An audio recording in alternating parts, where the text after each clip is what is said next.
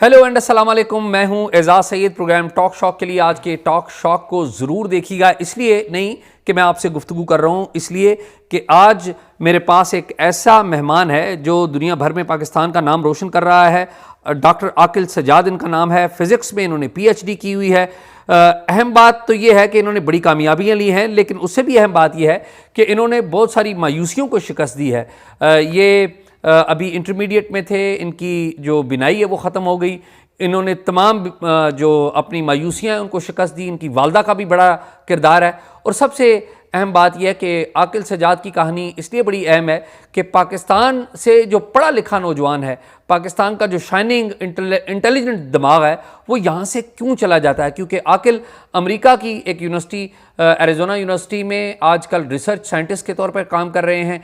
तो आकिल की सारी ज़िंदगी की सारी कहानी और पाकिस्तान की जो माहौल है उसके हवाले से ये सुनने के लिए बहुत ज़रूरी है। पॉलिसी मेकर्स को, स्टूडेंट्स को, पढ़े लिखे लोगों को ये जो प्रोग्राम है ज़रूर सुनना चाहिए। आकिल, बहुत शुक्रिया आपका कि आपने हमें ज्वाइन किया। जी थैंक यू सो मच।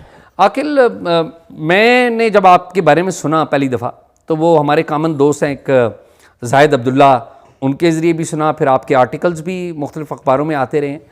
तो मैं बड़ा इंटरेस्टेड था एक ऐसे शख्स से मिलने के लिए कि जिसने जो तमाम हमारी रिवायात हैं उनको शिकस्त दिया। हमारे यहाँ तो रिवायत ये होती है ना कि अगर आपकी कोई थोड़ी बहुत फ़िज़िकल डिसेबिलिटी हो गई तो आप उसको एक्सक्यूज़ बनाते हैं और आप कोई तरक्की नहीं करते, आप कोई कोशिश नहीं करते। तो आपने ये सब कुछ किया। मैं इंटरेस्टेड हूँ कि ये बताइए कि इब्तिदा में तो आप इस्लामाबाद में ही थे और आपकी इब्तदाई तालीम कैसे हुई और फिर ये हादसा कैसे हुआ। मैं इब्तदाई ज़रा अपनी कहानी तो सुनाएं। तो हुआ ये कि बचपन में जिस तरह यहाँ पे मतलब मैं पढ़ रहा था और मेरा साइंस में ही शौक़ था बचपन से, तो यही था कि तालीम हासिल करके कुछ साइंस या इंजीनियरिंग टाइप की कुछ चीज़ करनी है। तो फिर मेरी आईसाइट चली गई। पहली आँख मेरी 10 साल की उम्र में गई। तो फिर उसके बाद एक आँख फिर भी थी तो उसके साथ चल रहा था काम, लेकिन फिर वो भी चली गई तकरीबन 16 की उम्र में। और उसके साथ ये हुआ कि फिर जब मतलब दोनों आंखें नहीं थीं तो अब उन्होंने अथॉरिटीज़ ने कहा कि आप चूँकि ब्लाइंड हैं आप तो साइंस नहीं पढ़ सकते। तो फिर उन्होंने साइंस के सब्जेक्ट्स से रोक दिया और फिर मुझे अपने सब्जेक्ट्स भी बदलने पड़े। अच्छा, आपको साइंस के सब्जेक्ट से रोक दिया गया। ये कौन सी, मेरे ख्याल में आप मैट्रिक में थे जब ये? मैं FSC में था। अच्छा, FSC मैट्रिक में हो चुका था, FSC के फर्स्ट ईयर में था। और कौन से कॉलेज में थे आप? कॉलेज तो मेरा उस वक्त जो मॉडल कॉलेजेस थे ना उसमें G10-4 का वहाँ पे पढ़ रहा था। अच्छा। तो लेकिन रोकने वाला तो कॉलेज का वो बेसिकली निज़ाम नहीं था बोर्ड वगैरह के पास ना कोई भी साइंस करने का। तो वो बोर्ड की तरफ से था कि उनकी कोई इस तरह की पॉलिसी नहीं थी। तो उनकी पॉलिसी ये नहीं थी कि कोई भी बंदा जो कि उनकी जिसको दिख नहीं सकता उनके पास उनके पास कोई ऐसा तस्वर नहीं था कि जो ब्लाइंड है वो फिज़िक्स वगैरह इस तरह के मज़ामीन कर भी सकता है। अच्छा, और मुझे इसमें एक और बात बताएं कि जब आपको आपकी जो दूसरी आंख भी चली गई और आपके लिए एक बिल्कुल अंधेरा हो गया ना आपकी ज़िंदगी में, और उससे पहले आप ज़िंदगी का सारा रंग देखते रहें, कलर देखते रहें, तो मुझे वो ट्रामा बताएं कि क्या फीलिंग थी वो सुबह मुझे बताएं जिस सुबह आप थोड़ा सा बताऊंगा, बहुत ज़्यादा इसलिए नहीं बताऊंगा कि वो मैं कहीं बहुत अंदर धकेल चुका हूँ उसको। जी नहीं, उसको निकालना नहीं। ये कि शुरू में और अच्छा ये इस तरह के अक्सर केसेस में होती है जो लोग स्टेजेस ऑफ ग्रीफ वगैरह, तो ये है कि मतलब शुरू में आपको यकीन नहीं आता, आप सोचते हो कि अभी कुछ नहीं, ये मिरेकल कोई हो जाएगा, ठीक हो जाएगा, इस तरह। फिर आप मतलब मतलब आपको डॉक्टर वगैरह जवाब दे चुके हैं, आपको पता ही नहीं हो सकता, लेकिन आप फिर भी इस तरह मतलब थोड़ा सोचते हो इस तरह की बात ना। और पूरी तरह आपको एक उसमें होते हो कि एक्सेप्ट करने में किसी भी जैसे किसी की अगर डेथ हो जाए खुदा ना खास्ता, तो उसमें भी लोगों को वक्त लगता है ना उसको एक तरह एक्सेप्ट करने, उससे आदत कबूल करने में। तो उस तरह की चीज़ थी। फिर तो थोड़ा वक्त लगा था। और फिर इस में ज़ाहिर है एक रूटीन, मतलब आप 15-16 साल की उम्र में आप उठते बैठते खेलते कूदते, वो वाली उम्र होती है आपकी, तो वो सब कुछ उस तरह बदल गया। तो ये एक दिन का इवेंट था कि एक दिन उठे आप पता लगा कि दूसरी आंख भी गई है, या प्रोसेस एक दिन का था कि आंख के आगे वो कुछ ज़रा कहीं पे एक साइड पे ग्रीन सा आया हुआ है, फिर डॉक्टर को दिखाया, सर्जरियाँ हुई, سرجری کوئی مطلب اوپر نیچے 2-3 سرجری ہوئیں, کوئی تقریباً 1 مہینے کا عرصہ چلا, پھر ہاسپٹلائز بھی تھا بیچ میں, پھر گھر میں بھی بیڈ پہ تھا جب سرجری وغیرہ سے ریکوری کا, تو مطلب یہ 1-2 مہینے کا ٹائم تھا. تو پھر وہ امی نے میری نے فوراً یہ سوچنا شروع کیا کہ اچھا اب یہ ہو گیا ہے تو آگے پڑھائی کس طرح جاری رکھے. یوزلی ماں باپ بھی ٹرامے میں ہوتے ہیں, ان کو بڑی دیر لگتی ہے یہ ان چیزوں پہ سوچنے میں. تو میری امی کو بہت زیادہ کریڈٹ جاتا ہے کہ انہوں نے فوراً ہی, ابھی میں بیڈ پہ ہی تھا تو انہوں نے فوراً اس کے بارے میں پرویکٹیولی سوچنا شروع کیا. اچھا, اور پھر آپ نے ایف ایس سی نہیں کی, اور آپ نے پھر کیا کیا؟ پھر میں نے ایف اے کیا کیونکہ بورڈ وہی اجازت دے رہا تھا. تو اچھا میں ایک چیز مینشن کرتا چلوں, میرے ایک ٹیچر تھے جن سے میں فزکس پڑھتا تھا, تو وہ ایک اور کالج کے وائس پرنسپل بھی تھے, تو ان کا نام تھا ربانی, نوید ربانی. تو ان کے پاس پھر لے کے گئے, تو انہوں نے ایک بات کہی جو بعض اوقات آپ کے کچھ چند منٹ کے الفاظ بھی کسی کے لیے بہت میننگ فل ہو جاتے ہیں. تو انہوں نے حال پوچھا نا, تو میں نے کچھ سڑا ہوا جواب دیا, جو نارملی بندہ کہتا ہے نا ٹھیک ہے حال. تو میں نے کوئی آگے سے سڑا ہوا جواب دیا, تو ان کو فوراً سمجھ آ گئی کہ یہ وہ والی سٹیج ہے جب آپ لڑ رہے ہوتے ہیں, اللہ سے بھی لڑ رہے ہوتے ہیں. تو انہوں نے کہا کہ تم اللہ سے نہیں لڑ سکتے, وہ اس نے جو دیا ہے وہ بھی اگر لے لے گا تو کیا کر لو گے. تو ان چند منٹ کی گفتگو جو تھی اس سے میں تھوڑا سنبھل سا گیا. پھر ان کے ہی کالج میں میں نے دوسرے سبجیکٹس میں پھر داخلہ لیا. یہ کون سا ایئر تھا؟ 96 میں. اچھا, تو 96 میں آپ نے انٹر کر لیا اپنا؟ مطلب وہ تو پھر دوبارہ سے داخلہ دوسرے سبجیکٹس میں کیا, تو وہاں سے شروع کیا. اچھا, دوبارہ سے شروع کیا, داخلہ کیا. اچھا, تو پھر یہ پہلا ایک جمپ تھا, پہلا ٹراما تھا. ہاں, پہلا مطلب ایک آئی سائٹ کا تھا, پھر دوسرا یہ سبجیکٹس کا ٹراما تھا کہ یہ میں کیا پڑھ رہا ہوں. اور آپ پڑھنا فزکس ہی چاہتے تھے؟ پڑھنا میں فزکس وغیرہ چاہتا تھا. اچھا, تو پھر آپ جب گریجویشن میں آئے پھر کیا ہوا؟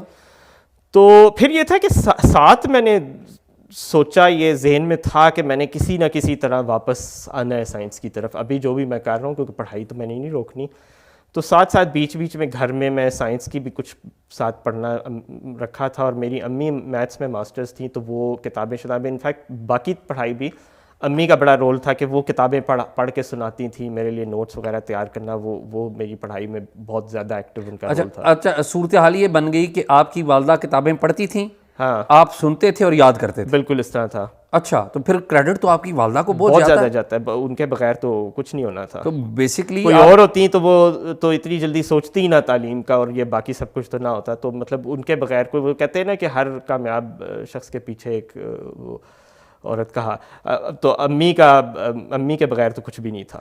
آپ کے والد کچھ ان کے بارے میں بتائیں. وہ اب تو ہے نہیں اس دنیا میں, وہ یونیسکو میں کام کرتے تھے فرانس میں. پھر جب ریٹائر ہوئے تو ہم پاکستان آ گئے تھے. میں اس وقت 6-6.5 سال کا تھا. اور کتنے بہن بھائی ہیں؟ تو ہم 2 بہن بھائی ہیں. پھر ابو کا پیشن, اچھا ان کی زندگی میں پروفیشن ان کا اکاؤنٹس تھا, اکاؤنٹس اور فائنینس میں, لیکن وہ ہی ڈنٹ, مطلب ان کو شوق اصل میں آرٹس کا تھا. تو وہ پینٹنگ بنایا کرتے تھے اپنے شوق میں, بیچتے نہیں تھے, شوق میں رکھتے تھے. تو ان کو بلکہ پرائڈ آف پرفارمنس بھی ملا ہوا ہے. پھر ان کی 98 میں ہی پاسڈ ہوئے. اچھا, کیا نام تھا آپ کے والد کا؟ علی خان سجاد, اے کے سجاد. اچھا, آپ کے گھر کا نام بھی آشیانہ مصور ہے نا؟ کاشانہ مصور وہ ان کا ہے, کیونکہ ان کی تصویریں وغیرہ وہاں پہ ڈسپلے پہ ہیں. اچھا, تو اب مجھے یہ بتائیں کہ آپ کی مدر جو ہیں وہ آپ کی ٹیوٹر بھی بن گئیں, آپ کی ٹیچر بھی بن گئیں, وہ پڑھتی تھیں, بالکل, آپ یاد کرتے تھے, اور آپ پیپر میں اپیئر ہوتے تھے. بالکل. آپ نے بی ایس سی کی یا بی بی اے کیا میرے حال میں؟ پھر ایف اے کے بعد میں نے بی بی اے کیا. اگین وہی تھا کہ کیا پڑھا جائے نا, سائنس تو نہیں ابھی آگے ہو رہی تھی, تو بیچلرز ان بزنس ایڈمنسٹریشن. اچھا, تو پر اس دوران پھر میں یہی دیکھ رہا تھا کہ کس طرح پڑھا جائے فزکس. تو پھر آہستہ آہستہ یہی پکچر کلیئر ہوئی کہ اس کا یہ پاکستان میں یہ کام نہیں ہو سکے گا, اور اس کے لیے باہر ہی جانا پڑے گا, کیونکہ یہاں پہ نظام نہیں ہے. تو لیکن پھر میں بی بی اے ختم کر کے گیا. اچھا, یہ ایئر ہے 2001. تو میں بی بی اے ختم کر کے پھر گیا باہر. تو باہر کیسے چلے گئے؟ باہر پھر ڈھونڈا تھا. امریکہ میں یہ پتہ چلا کہ وہاں پہ یونیورسٹی, وہاں پہ بائی لا ریکوائرڈ ہے کہ یونیورسٹیز نے اپنی تعلیم وغیرہ ساری چیزوں کو ایکسیسیبل کرنا ہے بلائنڈ یا دوسرے لوگوں کے لیے جن کی ڈسیبلٹیز ہیں. تو تو یونیورسٹی کی ذمہ داری ہے کہ وہ آپ کو کتابیں وغیرہ اور اس طرح کی چیزیں فراہم کرے ایک ایسی فارم میں جس کو آپ پڑھ سکیں. تو باہر دو طریقے ہیں نا چیزوں کے. ایک یہ ہے کہ بریل یعنی کہ ایسی کتابیں آپ کو دی جاتی ہیں جس میں لفظ ابھار کے لکھے گئے ہیں, آپ اپنے ٹچ سے فیل کرتے ہیں اور ان کو پڑھتے ہیں, اور دوسرا طریقہ ہے کمپیوٹر کی لسننگ. تو پاکستان میں یہ دونوں چیزیں نہیں تھیں جب آپ گئے؟ ہاں, پاکستان میں لسننگ کے لیے کچھ تھا, تھوڑا ایک ادارہ ہے PFFB, Pakistan foundation fighting blindness, وہ ٹیکسٹ بکس وغیرہ اور کچھ اور بھی کتابیں پہ کام کر رہے تھے, لیکن سائنس کے سبجیکٹس کا بالکل نہیں تھا سلسلہ. ٹھیک ہے. تو باہر امریکہ میں ایک ادارہ تھا جو جس نے کچھ فزکس میتھس کی بھی آڈیو میں کیسٹس پہ بکس ریکارڈ کی تھیں. یونیورسٹی میں گیا تو وہاں پہ پھر میری ان کے ساتھ یہ سیٹنگ ہوئی کہ وہ کمپیوٹر پہ مجھے دیں گے جس کو میں پھر سن کے کرتا تھا.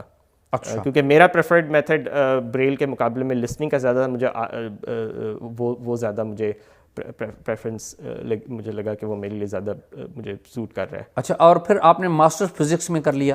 پھر بیچلرز کیا دوبارہ بیچلرز, کیونکہ وہ BBA کی میں تو کوئی فزکس وغیرہ, ایکچولی BBA کے دوران میں نے ایک فزکس اور ایک میتھس کا کورس بھی لے لیا تھا ادھر بھی. ہوا یہ کہ ہماری یونیورسٹی میں لوگ ذرا کچھ اوپن مائنڈیڈ سے تھے, تو ان سے میں نے ایک دن پوچھا, میں BBA میں تھا پر ان کا کمپیوٹر سائنس کا بھی پروگرام تھا. اور یہ کون سی یونیورسٹی تھی؟ یہ ہمدرد یونیورسٹی اسلام آباد کا کیمپس تھا. اس زمانے میں یہ چلا رہے تھے ابھی یونیورسٹی آف لاہور, جس کا آپ نام سنتے ہوں گے بیچ میں, لاہور میں. ٹھیک. تو وہ لوگ چلا رہے تھے فرینچائز پہ. ٹھیک ہے. تو میں نے ان سے جب کہا کہ یہ آپ کا جو کمپیوٹر سائنس والے لوگ اسٹوڈنٹس کو جو آپ فزکس اور میتھس کا کورس پڑھاتے ہیں, تو وہ میں سائڈ پہ ایز این ایکسٹرا کورس لے لوں, تو انہوں نے کہا کر لو. تو وہ میں نے ایک دو کورس جو وہ آفر کرتے تھے, ایک دو میں لے پایا تھا, باقی پھر میں اس کے بعد مطلب یہ ان ایکسپیکٹڈ چیز تھی, بٹ یہ ایک تھوڑا سا نکل گیا تھا کچھ یہاں پہ.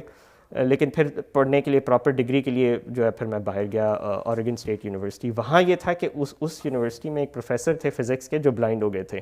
ٹھیک ہے. تو انہوں نے اس طرح کے کچھ ٹولز پہ کام کرنا شروع کیا ہوا تھا جو کہ بلائنڈ لوگ کس طرح سے میتھس یا فزکس وغیرہ جیسی چیزیں کر سکیں. تو مجھے پھر لگا کہ وہ میرے لیے بہتر آپشن ہوگی بیچلرز کرنے کے لیے, تو میں وہاں پہ گیا بیچلرز کرنے. اس کے بعد پھر میں وہاں پہ ہوتا ہے PhD, بیچلرز کے بعد سیدھا آپ PhD میں بھی آ سکتے ہیں امریکہ میں نا. تو اس میں پہلے 1-2 سال آپ ماسٹرز لیول کا کام کرتے ہیں, پھر آگے PhD. تو پھر میں PhD کے لیے گیا تھا ایونچولی. اچھا, میں عاقل تھوڑا سا پیچھے لے کے جاؤں گا آپ کو کہ جب یہ سارا کچھ ہوا, آپ ایک ٹراما سے گزرے, آپ تعلیم حاصل کرنے لگ پڑے, ڈس اپوائنٹمنٹس تھیں کہاں کہاں پر تھیں؟ میں چاہوں گا کہ بتائیے, اور کیسے کیسے آپ نے اس مایوسی کو شکست دی اور کیسے کیسے آگے بڑھے. سب سے پہلی تو وہی تھی کہ انیشل ایک جو بہت زیادہ شوق ہوتا ہے کہ سب کچھ الٹ پلٹ ہو گیا جب آئی سائٹ گئی اور سبجیکٹس بدلنے پڑے, پھر نئے سبجیکٹس پڑھتے ہوئے عجیب لگتا تھا. اچھا, آئرونکلی یہ کہ نئے سبجیکٹس جب پڑھے تو دلچسپ وہ بھی لگنے شروع ہوئے, بلکہ یہ ہوا کہ مطلب کرنا میں سائنس ہی چاہتا تھا اور ایونچولی کی بھی ہوئی, لیکن میں شاید وہ والی ٹائپ ہوتا جو ہوتے ہیں نا کہ سائنس انجینئرنگ پڑھ رہے ہیں, باقی کسی چیز کا کچھ پتہ نہیں. تو اس پروسیس میں یہ ہوا جس کو کہتے ہیں نا سلور لائننگ, وہ یہ تھی کہ باقی کئی ساری ڈسپلنس کا, سوشل سائنسز وغیرہ کی طرف مجھے ایکسپوجر ہوا, وہ انٹرسٹنگ لگنے لگی. لیکن یہ تھا کہ فرسٹریشن بہت ہوتی تھی کہ یار یہ میں کیا کر رہا ہوں. تو ایک دن میں BBA کے دوران جب میں فزکس کا کورس لے رہا تھا, تو میں وہاں سے کلاس لے کے نیچے آیا نا کہیں اپنے BBA والے ڈپارٹمنٹ میں ہی ادھر تھا, تو وہاں پہ کسی نے پوچھا کہ وہ فزکس کی بات ہوئی, تو انہوں نے کہا, کسی نے کہا کہ ہیں یہ فزکس BBA میں فزکس کہاں سے آ گئی. میں نے کہا اصل سوال تو یہ کہ فزکس میں BBA کہاں سے آ گئی. تو وہ کافی ڈیلی بیسس پہ بڑا فرسٹریٹنگ لگتا تھا کہ یہ میں کدھر اپنا ٹائم ضائع کر رہا ہوں. اچھا, مجھے یہ بتائیں کہ جو آپ ظاہر ایک پرائیویٹ یونیورسٹی میں تھے, جی, سرکاری اسکول میں بھی پڑھا آپ نے, ٹھیک ہے, تو لوگوں کا ایٹیٹیوڈ ٹورڈز آپ کی طرف کیسا تھا, رویہ کیسا تھا ٹیچرز کا؟ Interestingly I got a bit luckier, اور پاکستان میں بھی اور باقی جگہوں بھی ہوتا ہے کہ مطلب ایک سرٹن ایلیمنٹ آف لک ہوتا ہے. پاکستان میں ذرا زیادہ ہے کیونکہ بہت سارے لوگ تو لوگوں کے ایٹیٹیوڈز بڑے ڈفرینٹ, آپ کو بہتر ایٹیٹیوڈ والے بھی لوگ مل جاتے ہیں اور بہت برے ایٹیٹیوڈ والے بھی. تو میرے جو مطلب جب میں FA کر رہا تھا تو وہی جو وائس پرنسپل صاحب تھے, ان کے ساتھ ایک اور پرنسپل صاحب بھی تھے, محسن صاحب, وہ دونوں بہت سپورٹیو تھے, اور ٹیچرز بھی سپورٹیو تھے. جاوید محسن ملک صاحب, پورا نام نہیں مجھے ان کا یاد مجھے, لیکن بہرحال تو وہ کافی سپورٹیو تھے. پھر BBA میں بھی یہ لوگ کافی مطلب ٹیچرز اور ایڈمنسٹریٹرز ان کی طرف سے سپورٹ تھی.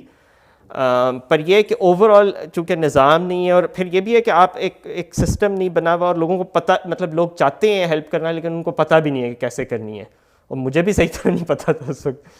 تو وہ یہ تھا کہ آپ کی کتابیں کیسے پڑھی جائیں, وہ اس چیز کا نظام نہیں تھا کوئی. تو وہ پھر امی میری رائٹر ہوتی تھیں, وہ مجھے پڑھ کے سناتی تھیں. اسائنمنٹس وغیرہ بھی, کیونکہ سیمسٹر سسٹم میں ہوم ورک وغیرہ وہ اسائنمنٹس بھی ہوتی ہیں, تو وہ امی کر رہی ہوتی ہیں. آپ کی وہ بلکہ کیا کرتے تھے کہ امی وہ کہتے تھے کہ عاقل کے ساتھ جو ہے نا امی کو بھی ایک آنری ڈگری دینی چاہیے. آپ کی والدہ کا نام کیا ہے, کچھ تھوڑا سا ان کے بارے میں؟ نام ہے فریدہ سجاد. انہوں نے ماسٹرز کیا تھا میتھس میں, اور بعد میں پھر وہ ہاؤس وائف بن گئیں. انہوں نے ادھر ادھر پڑھایا ہوا ہے کئی لوگوں کو اس طرح گھر میں بھی, مطلب بہت. لیکن آپ کی والدہ جو میتھس کی ڈگری ہے وہ میرے بہت زیادہ کام آئی, کیونکہ اگر وہ میتھس کی ڈگری نہ ہوتی تو مجھے چونکہ فزکس وغیرہ کا شوق تھا, میتھس والی چیزیں وہ شی انڈرسٹوڈ میتھس, اور ان کے ساتھ مل بیٹھ کے پھر ایک طریقہ ہم نے نکالا کہ کس طرح سے میں میتھس کروں گا. اچھا, تو اب امریکہ میں آپ چلے گئے, امریکہ میں آپ نے دوبارہ گریجویشن کی. جی. اور آپ کے میرے خیال میں 12 سبجیکٹ تھے, کتنے میں اے آیا تھا آپ کا؟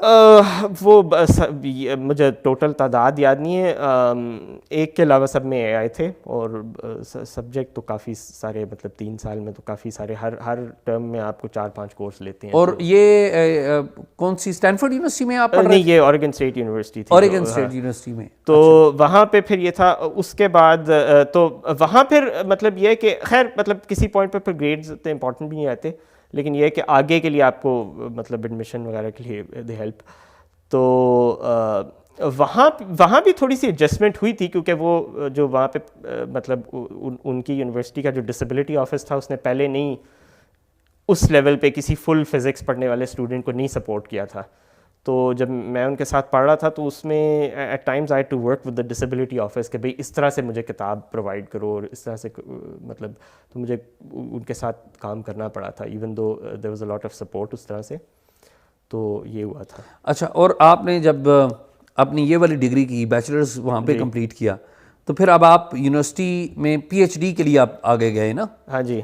تو وہ بتائیں کہ وہ کس طرح یونیورسٹیز نے آپ کو آفر کیا, وہ کیا وجہ تھی کہ آپ کو؟ ہاں مطلب بیسکلی تو گریڈز اور باقی مطلب جو چیزیں ہوتی ہیں, گریڈ ریکمنڈیشن لیٹرز وغیرہ, ان کی بیسس پہ ہی آپ کا ایڈمیشن ہوتا ہے. تو وہ چونکہ اچھے تھے تو اس بیسس پہ پھر آگے ایڈمیشن ہو گیا. اچھا, اور کون سی یونیورسٹی سے آپ نے وہاں پہ PhD؟ ہارورڈ یونیورسٹی سے. ہارورڈ یونیورسٹی سے, دنیا کی بہترین یونیورسٹیوں میں سے ایک یونیورسٹی ہارورڈ نے آپ کو اسکالرشپ پہ PhD یوزلی جو ٹاپ کی یونیورسٹیز ہیں وہ اگر آپ کو ایڈمیشن دیتی ہیں تو پھر PhD میں فل فنڈنگ بھی دیتی ہیں آپ کو. یعنی کہ آپ نے پیسے خرچ نہیں کیے, آپ کا اتنا ٹیلنٹ تھا کہ امریکہ کی ہارورڈ یونیورسٹی نے آپ کو PhD کے لیے فنڈ کیا, پیسے. وہ جس کو بھی PhD میں داخلہ دیتے ہیں تو پھر وہ فلی فنڈ کرتے ہیں.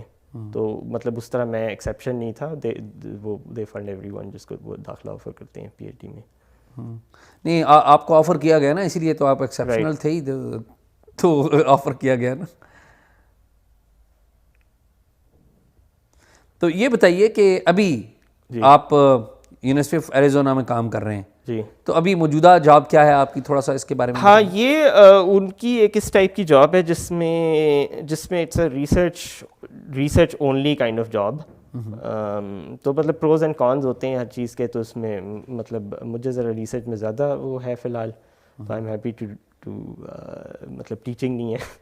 تو ہو سکتا ہے کسی پوائنٹ پہ میرا ٹیچنگ کا بھی دل کرے, پھر دیکھا جائے گا. تو یہ ریسرچ کی جاب ہے, اور نئی ایک اپ کمنگ فیلڈ ہے جس کا شاید مطلب کچھ لوگوں نے نام سنا ہو. کوانٹم کمپیوٹنگ کا ایک ذکر ہوتا ہے آج کل بعض اوقات. میگا کمپیوٹرز بیسکلی وہ نہیں, کوانٹم کمپیوٹنگ. کوانٹم کمپیوٹنگ میں یہی ہے نا کہ ان کی جو سائز ہے کمپیوٹر کا وہ بہت چھوٹا ہوگا, لیکن اس کی جو کمپیوٹر کا سائز ایکچولی چھوٹا نہیں ہوگا. اچھا. لیکن اس میں یہ کہ جو ایٹم سے چھوٹے لیول پہ جو لاز آف فزکس ہے نا, ٹھیک ہے, ان کو ایکسپلوئٹ کر کے بہتر کمپیوٹر بلڈ کیا جائے گا. سو مطلب نئے لاز آف جو نارمل کمپیوٹر ہے اس میں 0 یا 1 ہوتا ہے. ڈیجیٹل کا مطلب یہ ہوتا ہے کہ 0 یا 1 کی ٹرمز میں ہر چیز جو ہے نا, جو ڈیٹا میں بٹس بائٹ ہوتی ہے, بائٹ میں 8 بٹس, ایک بٹ یہ ہوتی ہے کہ 0 ہے یا 1 ہے, اس کی بیسس پہ آپ ہر چیز کرتے ہیں. تو یہاں پہ یہ ہو جاتا ہے کہ وہ 0 اور 1، 0 یا 1 کے علاوہ یہ بھی ہو سکتا ہے کہ 0 اور 1 کی کوئی کمبینیشن ہے، تو وہ زیادہ کمپلیکیٹڈ چیز ہو جاتی ہے. تو اس سے امید یہ ہے کہ ایک زیادہ کمپلیکیٹڈ سسٹم آپ کو زیادہ کمپلیکیٹڈ کیلکولیشنز آسانی سے کرنے دے گا. تو اس قسم کے آئیڈیاز ہیں. پھر اس سے ریلیٹڈ اور اپلیکیشنز بھی ہیں کہ شاید ان لاز کو ایکسپلائٹ کر کے ہم اور بہتر ڈیوائسز بنا سکیں. تو مثلا میرا کچھ کام امیجنگ کے اوپر ہے کہ مثلا آپ اگر آسمان میں دیکھ رہے ہیں ستاروں وغیرہ کی طرف، تو how do you image them better, کہ ان کو جو بھی آپ نے اس کا امیج لینا ہے وہ بہتر کر سکیں. ایونچولی وی ہوپ کہ اس کو بایولوجیکل سائڈ پہ بھی، میڈیکل سائڈ پہ بھی امیجنگ، کیونکہ میڈیکل سائڈ پہ ویسے بھی ایک جیسے یہ مختلف سکینز ہوتے ہیں MRI وغیرہ اس طرح کے، تو اس کے علاوہ اور بھی کوئی سکینز یا اس طرح کی چیزیں کی جا سکیں جو ڈائگنوسس میں ہیلپ کر سکیں. تو ایونچولی ہوپ یہ ہے کہ اس طرف بھی ہم جا سکیں. لیکن ابھی میں اس سائڈ پہ نہیں گیا، لیکن ہوپ یہ ہے کہ. اچھا عاقل، میں اپنا آخری سوال کہوں گا، لیکن اس پہ آپ اور بھی کچھ کہنا چاہیں تو یو آر ویلکم، کہ پاکستان نے آپ کو ایک شناخت دی اور پاکستان سے باہر آپ چلے گئے. امریکہ نے بھی ظاہر آپ کو تعلیم دی، آپ کو پیسے دیے کہ آپ PhD کر سکیں، ماحول دیا. تو یہ وائی یو چوز امریکہ؟ امریکہ ہی ایک پاکستان کا پڑھا لکھا نوجوان، شائننگ نوجوان، اس نے امریکہ ہی کیوں چوز کیا؟ سو ایک مطلب بیسکلی یہاں پہ سسٹم نہیں تھا، اور پھر مجھے یہی لگا کہ وہاں پہ ہی میں جا کے کر سکتا ہوں یہ کام پڑھائی وغیرہ کا. اور گیا یہ سوچ کے تھا کہ کسی وقت واپس آؤں گا پڑھائی شڑائی کر کے، لیکن پھر وہی یہاں کے حالات نظر آئے کہ یہاں پہ ایک مطلب ویژول امپیئرمنٹ کے ساتھ تو ویسے ہی بالکل مشکل ہے، کیونکہ یہاں پہ نظام ہی نہیں ہے اس طرح کا. اور دوسرا یہ کہ یہاں پہ علمی ماحول اس طرح سے بھی نہیں ہے، مطلب ویژول امپیئرمنٹ کے علاوہ باقی لوگوں کے لیے بھی یہاں پہ نظام اچھا ایک علمی ماحول نہیں ہے. یعنی آپ یہ کہہ رہے ہیں کہ پڑھے لکھے لوگوں کے لیے یہاں پر نظام نہیں ہے، یہاں پہ اچھا ماحول اور اچھا نظام نہیں ہے. تو میرا پھر ویژول امپیئرمنٹ کا بھی مسئلہ آ جاتا ہے، تو وہ تو پھر ایک ڈبل چیز آ جاتی ہے کہ تو میرے لیے تو یہاں پہ جگہ بالکل ہی نہیں بن سکتی، فٹ ہی نہیں ہو سکتا. اچھا، یہ جو نظام کی بات آپ کر رہے تھے، جی ہم اس سے پہلے بھی بات کر رہے تھے جب ہم اکٹھے آ رہے تھے، تو آپ نے ایک بڑی خوبصورت اگزامپل دی تھی کرکٹ کی. تو میں چاہ رہا ہوں ذرا وہ اگزامپل بھی بتائیں ہمارے لوگوں کو، پالیسی میکرز کو، تاکہ ان کو پتہ لگے کہ ہمارے ہاں عام آدمی کے لیے بھی اور جن کی کوئی ڈسیبلٹی ہو جاتی ہے قدرت کی طرف سے، ان کے لیے بھی ماحول کتنا ضروری ہے. تو میں چاہ رہا ہوں کہ وہ اگر آپ بتائیں جو مجھ سے آپ شیئر کر رہے تھے. وہ ایک اوور آل میں علمی ماحول کی بات کر رہا تھا کہ جو بھی ایکچولی دنیا کا جو بھی کام ہوگا نا، وہ آئسولیشن میں نہیں ہوتا. تو ریسرچ بھی جو ہے کسی بھی شعبے میں، سائنس وغیرہ میں بھی، وہ یہ ہوتی ہے کہ ایک ایکو سسٹم ہوتا ہے، اس میں آپ کئی سارے لوگوں سے بات کرتے ہیں، ان سے انٹریکٹ کرتے ہیں، آئیڈیاز ایکسچینج ہوتے ہیں، ایک دوسرے سے سیکھتے ہیں، برین اسٹارم کرتے ہیں اس سے، اور آپ کے ارد گرد جو ڈیلی بیسس پہ آپ لوگوں سے بات کر رہے ہیں وہاں سے آپ سیکھ کے کام کرتے ہیں، اور ان سے لوگوں سے سیکھتے ہیں، پھر اس کو آگے بڑھاتے ہیں. یہ کچھ اس طرح ہے جیسے کرکٹ میں ہم کیوں بہتر کرکٹ پروڈیوس کرتے ہیں، ویئر ایز فٹ بال میں ہم نہیں ہیں. فٹ بال میں اور کنٹریز ہیں. تو اس کو اس طرح دیکھ لیں کہ جیسے کرکٹ میں آپ گلی محلے میں بھی جو کرکٹ کھیلی جا رہی ہے چھوٹے لیول پہ بھی، اس میں ایک لیول آف سفسٹیکیشن ہے، لوگوں کو کرکٹ کا نالج بہت ہے. آپ گلی میں بھی کھیلیں گے نا تو لوگ آپ کو مل جائیں گے جو آپ سے بہتر کھیل رہے ہوں گے، ان کے ساتھ کھیل کے آپ ان سے سیکھ رہے ہوں گے، ان کو آبزرو کر کے کچھ سیکھیں گے، کچھ آپ کو لوگ ٹپس دیں گے کہ نہیں بھائی یہ والی نا دیکھو میں تمہیں بتاتا ہوں کس طرح یہ والی بال کس طرح کرانی ہے. وہ آپ کو بال کی گرپ سے لے کے ایک آپ کو ٹپس سکھائیں گے، بیٹ کی کوئی سکھائیں گے کہ بھائی یہ والی شاٹ اس طرح نہیں، اس طرح مارو. تو ایک پورا ایکو سسٹم ہے جس کی وجہ سے ہمارے یہاں کرکٹرز پروڈیوس ہو رہے ہیں. دیر از اے ریزن وائی پاکستان میں شعیب اختر پروڈیوس ہوتا ہے یا وسیم وقار پروڈیوس ہوتے ہیں، اٹلی میں نہیں ہوتے. اٹلی میں فٹ بالرز پروڈیوس ہوتے ہیں یا برازیل میں فٹ بالرز، کیونکہ وہاں پہ فٹ بال کا ایکو سسٹم ہے. تو کسی بھی شعبے میں کام کرنے کے لیے ریسرچ وغیرہ میں بھی ہے کہ آپ کی انٹریکشن ارد گرد کے لوگوں کے ساتھ ہوتی ہے، اس سے آپ سیکھتے ہیں. تو اس کے لیے آپ کو ایک علمی ماحول چاہیے جس میں لوگ کیوریس ہوں، آپ کے ارد گرد ایک ماحول ہو، اس میں کام کر سکیں.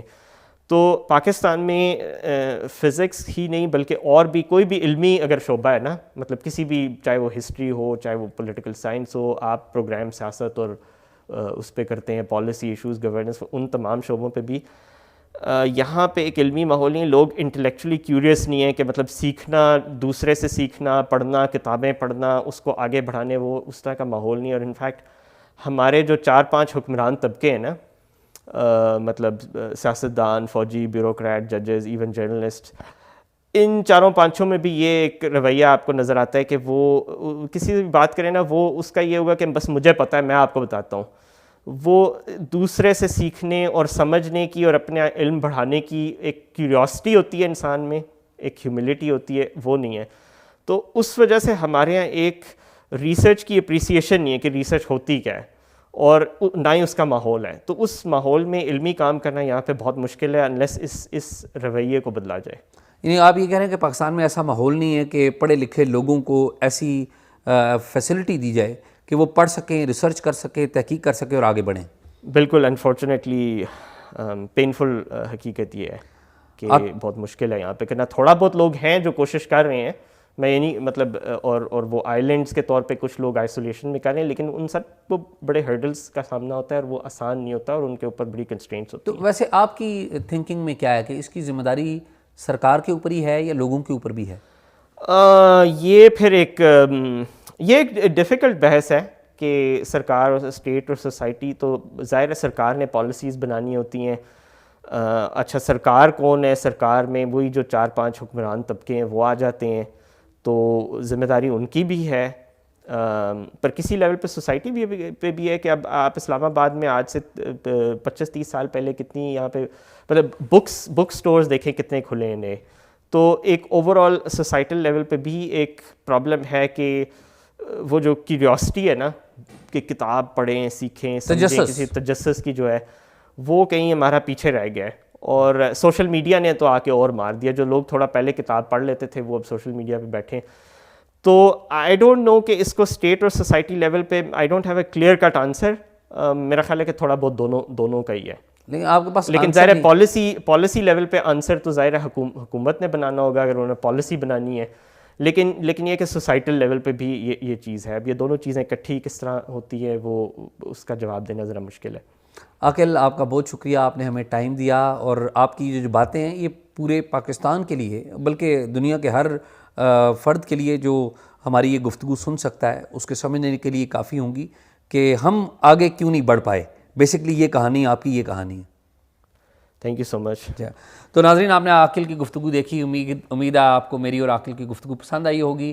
آپ نے ہم سے رابطہ کرنا ہو تو talkshock777@gmail.com پہ رابطہ کیجیے. ہمیں دیکھتے رہیے اور میری اور عاقل کی گفتگو پر اپنے کمنٹس ضرور دیجیے.